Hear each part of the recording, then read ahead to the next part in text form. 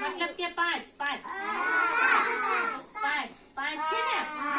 તો આપણે હાલો કેટલી ગણીએ કેટલી છે 1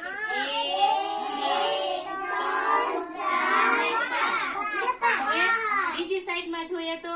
કુલ કેટલા છે 6 તો આપણે હાલો બધા સાથે ગણીએ 1 2 3 4 5 6 નું થઈ ગયું હવે આપણે ગણી હવે આ બરણી છે એ કેટલી છે 10 તો આપણે ગણીએ ચાલો બધાને ન ખબર હોય 1 2 3 4